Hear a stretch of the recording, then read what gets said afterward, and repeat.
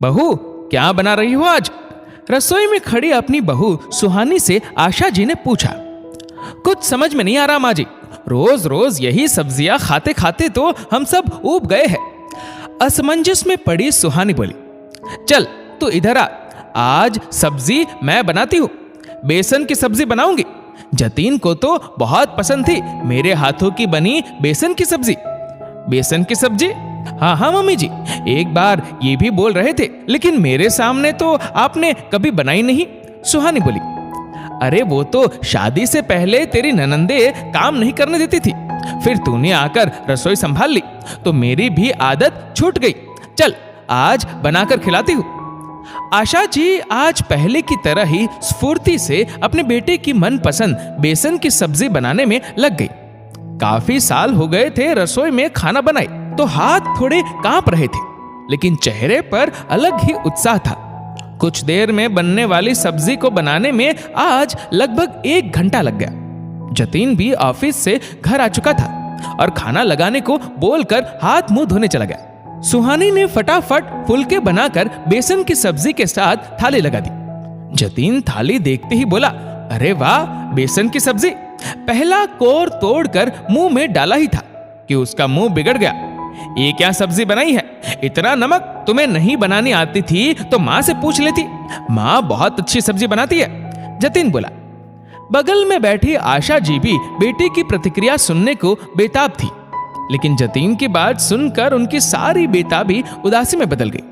तभी सुहानी बोली, जी वो मैंने पहली बार बेसन की सब्जी बनाई ना, तो अंदाजा नहीं रहा, लेकिन अगली बार माँ जी से अच्छी तरह पूछ कर बनाऊंगी, या फिर माँ जी को बोल दूंगी कि वही बना दे।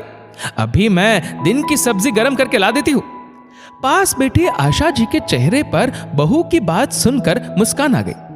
कितनी पगली है ये बहू, साफ साफ बोल देती माँ नहीं बनाई है सब्जी, खराब बन गई तो अपना नाम लगा दिया।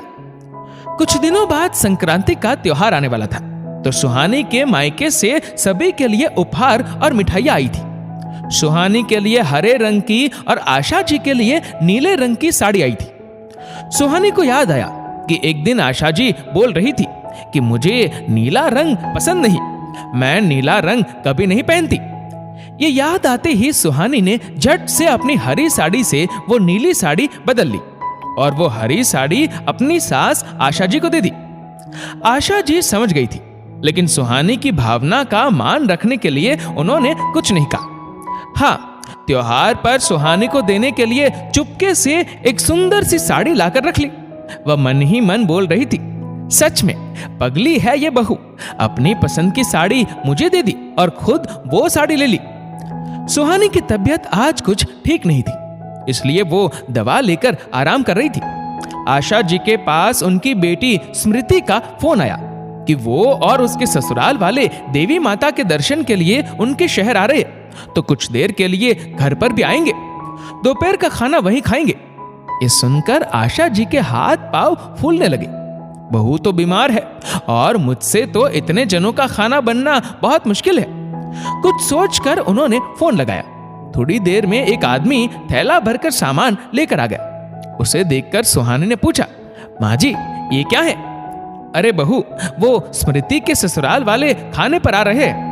ये कुछ खाना मैंने पास के ढाबे से मंगवा लिया है, बाकी हम दोनों मिलकर गरम गरम पूरियां तल लेंगे। लेकिन माँ जी, मैं बना देती ना खाना, सुहानी सकुचाते हुए बोली। हाँ तो तूने ही तो बनाया है, वैसे भी इतना खराब खाना तो तू ही बना सकती है। और सुन, ये ढाबे वाली बात राज है। आशा जी ने शरारत से कहा तो सुहानी मुस्कुरा उठी। सब ने खाने की तारीफ की और साथ में सुहानी की भी। स्मृति की सास बोली, वाह बहन जी, आपकी बहू तो बहुत अच्छा खाना बनाती है, बिल्कुल होटल के जैसा है। आशा जी बोली, हाँ बहन जी, तभी तो मैं भी खा खा कर फैलती जा रही हूँ। सभी हंसने लगे और दोनों सास बहू एक दूसरे को स्नेह से देख रही थी। सच में दोस्तों, परिवार में एक दूसरे की गलतियां निकालने की जगह उनकी खूबियों को देखें तो रिश्ते कितने सरल हो जाते हैं। एक दूसरे के साथ और सहयोग से ही एक परिवार खुशहाल बन सकता है।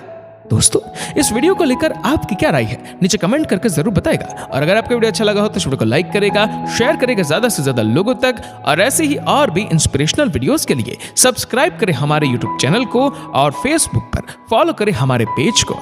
धन्यवाद।